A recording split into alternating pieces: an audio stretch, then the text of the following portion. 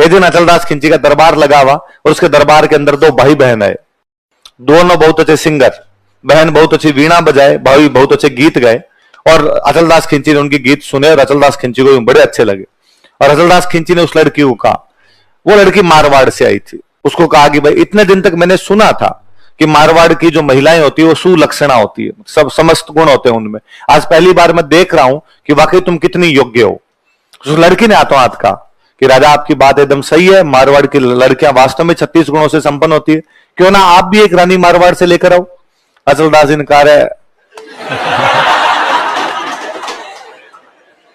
क्या बताएं हाले दिल जीव तो खूब करे पर लाला मेवाड़ी लाने दे तब। और अचलदास खिंची अब लोगों के बीच में तो बात कैसे कर। अचलदास खिंची ने कहा कि हाँ मेरी इच्छा है कि मैं मारवाड़ में एक शादी करूं, यदि तुम्हारी नजर में कोई मारवाड़ में अच्छी कोई राजकुमारी हो तो मुझे बताना। उसने नजर बताना कि हमारे तो गांव के अंदर ही है। कौन? तो उसने कहा हमारे जो सामंत है उनकी बेटी है। बीकानेर के अंदर एक जगह पड़ती है जांगड़ू। कौन सी जगह?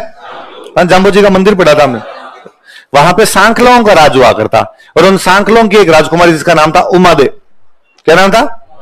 तो उसने कहा हमारे तो खुद के गांव की राजकुमारी है उमादे सांखली, हाड़ाओं की बेटी हाड़ी होगी तो सांखलाओं क्या होगी? सांखली। तो कहा हमारे जो है उमादे सांखली है और उमादे सांखली के साथ आप शादी कर सकते। तो वो अचलदास पूछता है भाई कितनी सुंदर है, कैसी दिखती है, क्या नहीं है। तो वो खूब वर्णन करती है, लंबा सा वर्णन करती है। आपने एक गीत सुना हो, मैं मूवी भूल जाता हूं कौन सी मूवी का गीत है, एक लड़की को देखा तो ऐसे लगा। ये लक्ष्मी कुमारी चुंडावत की कहानी है जो मैं सुना रहा हूं आपको। लक्ष्मी कुमारी चुंडावत कहानी 1960 में लिखी हुई। कब लिखी हुई? 1960। वो गीत शायद कुमार सानू का है ना, कुमार सानू का गीत। और कुमार सानू का गीत है 90s का, 1990 के आसपास का। उस गीत में वो जितनी विशेषताएं बताई हुई है वो 1960 वाली कहानी में है। मैं उस कहानी को जब भी पढ़ता हूं मुझे लगता है यार गीत वाले ने पूरा कॉपी मार लिया। और वो एकदम वो उमादे सांखली के बारे में वो लड़की बताती है कि भाई उमादे सांखली को देखते तो ऐसे लगता है जैसे गुलाब का फूल, जैसे पूनम का चांद है, जैसे कोई सरोवर का हंस है। तो खूब सारा वर्णन करता है। वो कहता है वो तो केवल खाने में ही चावल का आधा दाना खाती है, क्यों फूंक मार दे तो उड़ जाती है। कि चावल रो चौथा ही दानो आधा, चौथा आधा भी नहीं चौथा ही चावल रो चौथा ही दानो खावे, फूंक मारे तो उड़ जावे। तो खूब सारे वर्णन करती है। अचलदास खिंची वर्णन सुनता है और अचलदास खिंची कहता है ठीक है तुम जाके बात करो, मैं तुम्हारे गांव शादी करने के लिए आऊंगा। अब अचलदास खिंची अपनी रानी के पास है। रानी कौन है? लाला मेवाड़ी। तो लाला मेवाड़ी का आका गया, आता जोड़ी है एक ब्याह। आज लोगों में कह के आ गया मैं, अब लोगों में बेइज्जती हो जाएगी, वहां पे एक ब्याह कर लेने दे। तू पटरानी है, तू पटरानी की जगह रहेगी, तेरा कोई स्थान नहीं छीन सकता, तू जिस जगह पे वो जगह तेरे पास ही रहेगी, एक शादी और कर लेने दे। तो लाला मेवाड़ी फाइनली मानी, पर उसने कहा एक शर्त है, तुम शादी तो कर सकते हो लेकिन शादी करने के बाद जैसे ही वापस गागरों आओगे उस रानी से कभी बोलोगे नहीं।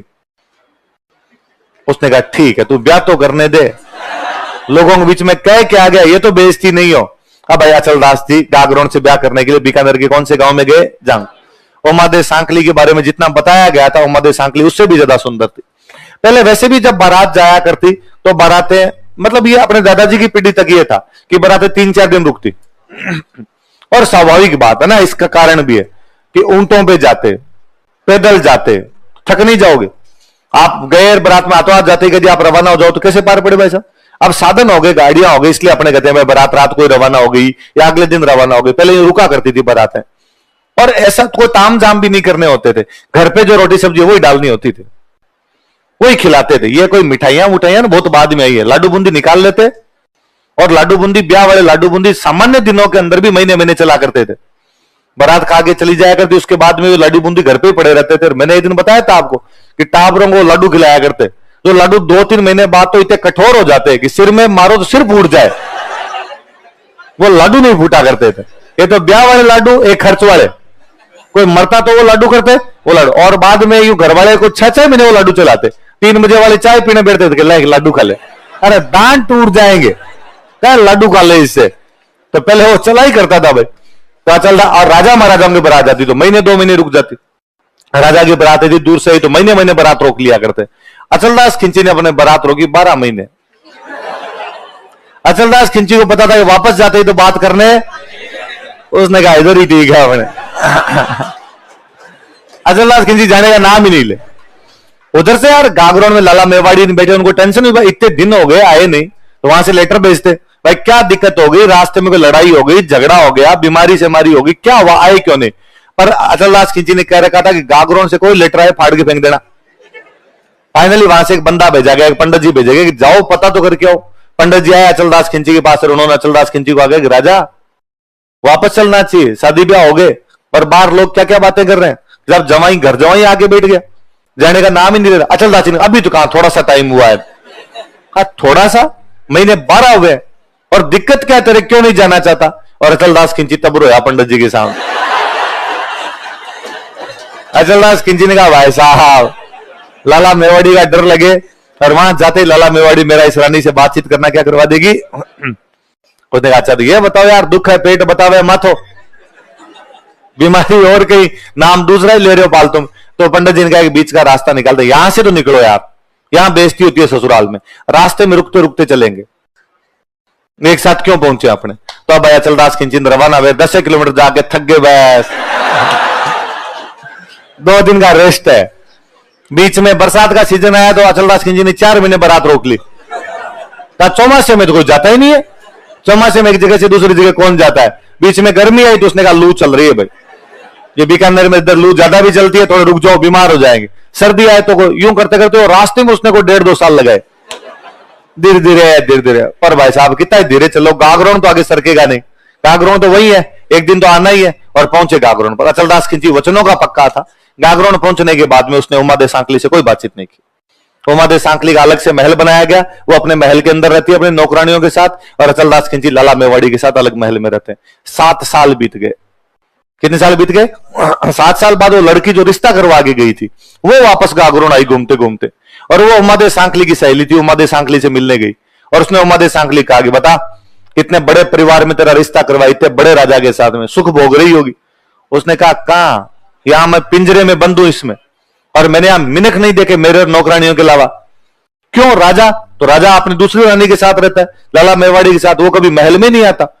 और उसने कहा कि ये तो इनके बीच में इस प्रकार की बातचीत थी, शर्त थी इनके बीच में कि भाई यहां आने के बाद कोई बातचीत नहीं करोगे। उस लड़की को बड़ा अजीब फील होता है कि यार मेरी वजह से रिश्ता वाता और ये सब दिक्कत आ गई।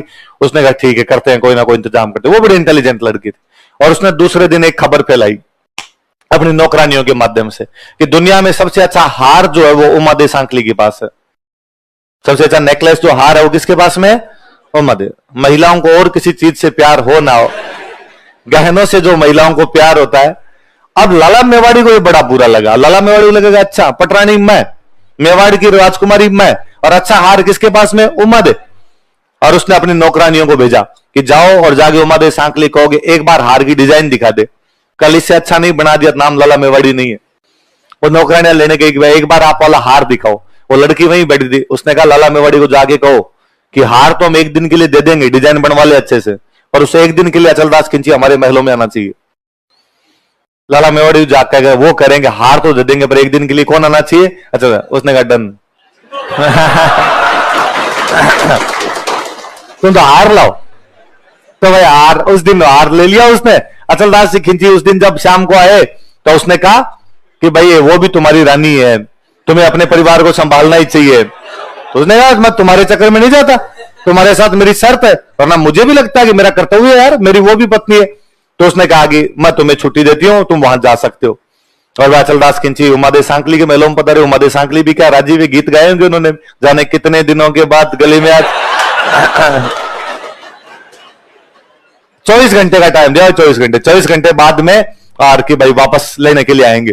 24 घंटे बाद लाला मेवाड़ी ने अपनी नौकरानियां भेजी, और नौकरानियां कहा अचलदास खिंची को लेके आओ। जब अचलदास खिंची वापस जा रहे थे तब वो लड़की वापस बाहर की तरफ बैठी महल के, और उस लड़की ने उन लड़कियों को बोल के कहा, अचलदास खिंची को सुना के कहा कि पोहर भई पगड़ो हुओ। पोहर का मतलब होता है सुबह, है ना, पूरा दिन बीत गया, पहर बीत चुके हैं, पगड़ा मतलब सुबह हो चुकी है। पोहर भई पगड़ो हुओ, बिछड़ न रही है बार, कि अब वापस 24 घंटे बीत चुके, अब किसकी वेला आ गई है? बिछुड़ने की। लै सखी थारो बाल मोर उर्दय मारो हार, हे सखियों तुम्हारे इस बालम को तो ले जाओ, लेकिन हमारा हार तो देके जाओ। हमारा हार लेके गई थी, और उन लड़कियों ने उसको हार वापस दिया। तो अचलदास जी ने पूछा ये क्या बोला तूने? लै सखी थारो बाल मोर उर्दय मारो हार। तो उसने वो हार लेके हाथ में नचाते हुए कहा कि गागरोन का राजा एक हार के बदले में एक रात के लिए खरीदा गया था, और अचलदास जी को बड़ा बुरा लगा, यार बेच दिया, अपना किराया ले लिया मतलब। और अचलदास जी वापस आए, अचलदास जी लाला मेवाड़ी का ये आपने बहुत गलत किया, ये नहीं करना चाहिए था, मैं आपकी सारी बातें मान रहा था, मैंने 7 साल तक उस रानी से कोई बातचीत नहीं की थी, और आप मुझे हार के लिए बेच सकते हो, आप हार के लिए मेरी बोली लगा सकते हो। आप कहते मैं इससे अच्छे 4 हार बनवा देता आपको, और अब मैं आपके पास में नहीं रहूंगा, आपने मेरी शर्त तोड़ी है, मैं मेरी शर्तें भी तोड़ता हूं, अब मैं उसी रानी के पास रहूंगा। अचलदास जी तैयार ही बैठे थे उधर जाकर। लाला मेवाड़ी ने खूब कहा कि प्लीज ऐसा मत कीजिए, रुकिए आप, पर अचलदास जी ने अब अपना सूटकेस पैक किया, हाथों हाथ वापस उमादेव सांकली के पास। उमादेव सांकली को भी इतनी उम्मीद नहीं थी कि हाथों हाथ ही आ जाएंगे वहां से। उमादेव ने पूछा, अरे क्या हुआ, इतनी जल्दी आ गए? तेरे लिए मैं सिग्नल तोड़ता। अचलदास खिंची बड़े जोरदार राजा हुए।